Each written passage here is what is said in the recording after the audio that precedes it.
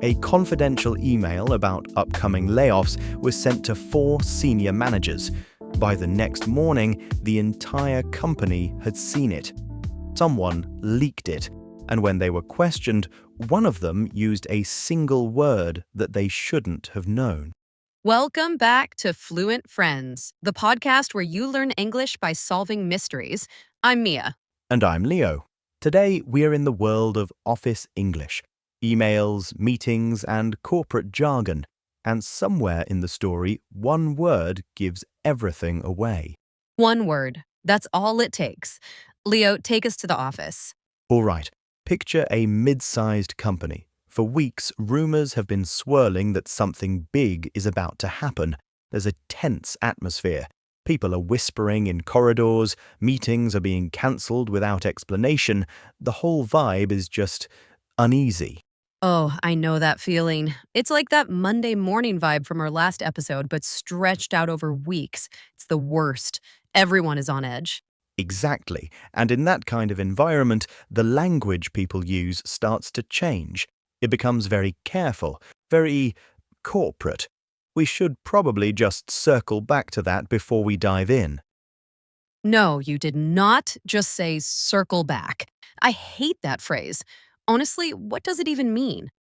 I did, and I use it all the time. It just means to return to a topic later. We have a lot to discuss, so let's talk about jargon for a moment, and then we'll return to the main story. Okay. See, to me, let's circle back is corporate code for I don't want to deal with this right now, so let's pretend we'll talk about it later, but we probably won't. That is a very cynical but often accurate interpretation. It's a close cousin to another useful phrase, to touch base. A manager might suggest they touch base about a situation, which just means to briefly connect or check in. It's in the same family as let's put a pin in that. It sounds productive, but it's really just a way to avoid making a decision. Right, touch base. The thing is, they all sound so empty.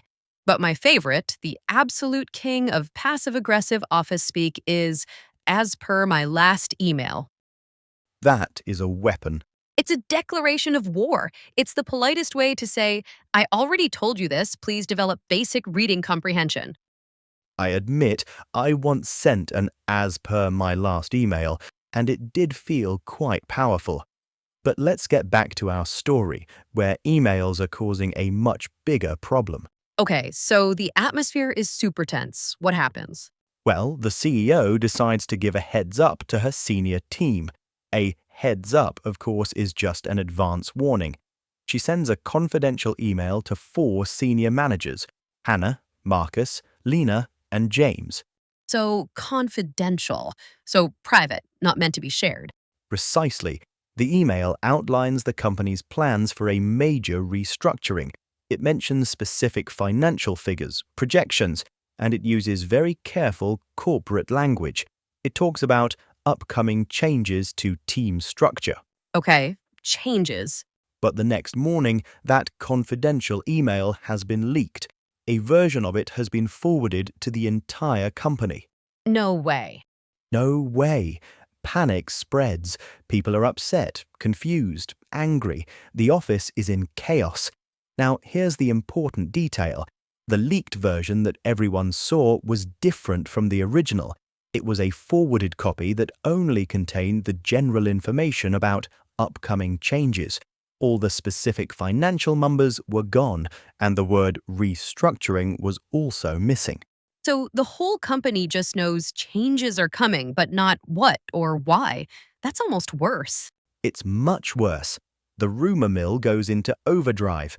You see small groups huddled by the coffee machine, going silent the moment a manager walks past. People are frantically messaging each other. The whole company's productivity just grinds to a halt.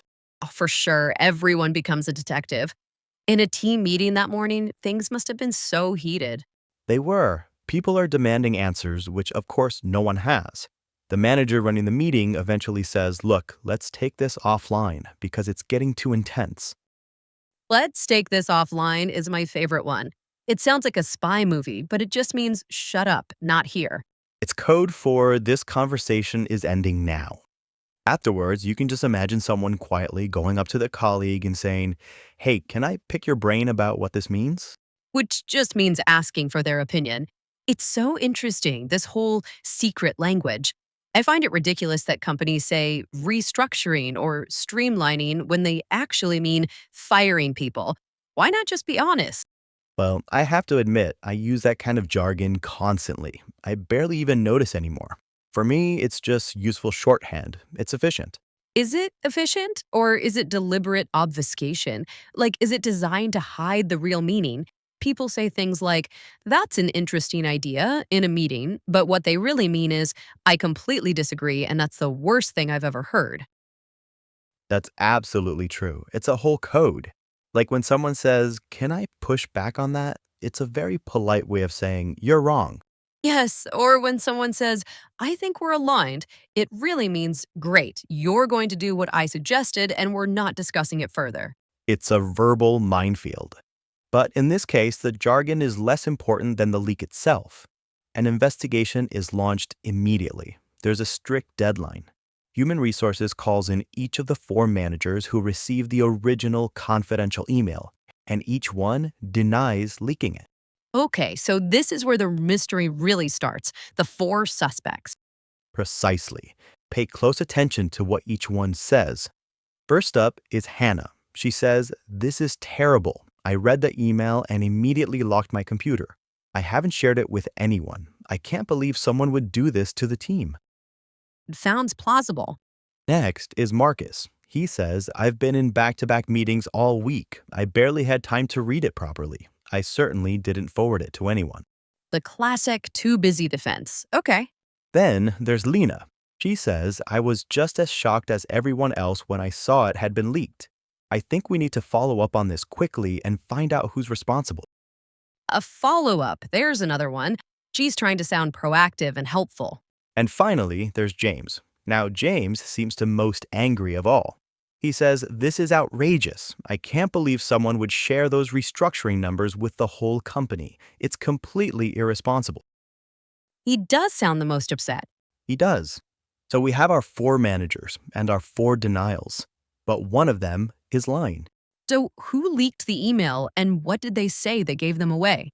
If you're not sure, go back and listen carefully to what each manager said when they were questioned. One of them used a specific word that they shouldn't have known. When you think you've got it, come back for the reveal. We'll give you a moment to think about it. If you do not have the answer yet, pause the podcast right here before we reveal the solution. Here it comes. 3, 2, 1. The answer is James. It is James. When James was questioned, he said, "I can't believe someone would share those restructuring numbers with the whole company." But here's the thing. The leaked email that the whole company saw only mentioned changes. The word restructuring and the specific financial numbers were only in the original confidential version that was sent to the four managers. So James used a word, restructuring, that only someone who had read the confidential original would know. And he referenced numbers that weren't in the leaked version. His outrage was an act. He was trying to seem the most offended to deflect suspicion. It's a classic move. The person who protests the loudest is often the one with the most to hide. And in this case, a single word gave him away. This is why word choice matters so much in English. The difference between changes and restructuring might seem small, but it reveals exactly how much someone knows. It's such a good clue. This was a hard one. Right, and speaking of word choice, let's quickly revisit some of that corporate vocabulary. We had circle back, which, as we established, means to return to a topic later, but as Mia rightly pointed out, it's often code for "I don't want to deal with this now." Then there was my personal favorite, as per my last email. Truly the most passive-aggressive phrase in the English language. It means, I already told you this. Read your emails. And "let's take this offline," which sounds exciting, but just means let's not discuss this in front of everyone. Very useful in meetings when things get awkward. So, Mia, what's your word of the episode? My word is heads up. I love it because it's so visual, like someone literally telling you to lift your head and pay attention because something's coming. Just a heads up, the meeting's been moved to 3 p.m. It's simple, useful, and sounds natural. A solid choice, very practical. It is. Okay, so next time on Fluent Friends, A group of friends planned a surprise birthday party. Someone was supposed to bring the cake, but they never showed up. The next day, everyone gives their version of what happened, but one person's excuse has a fatal flaw. ooh, I love a party mystery. And remember, all the vocabulary from today is in the description below with definitions and examples. And if you haven't heard our previous episodes, go check them out. Someone's wallet disappeared at a dinner, and a colleague's weekend story didn't quite add up. That was a good one. The office mysteries are always the best. They really are. See you next time. Dears,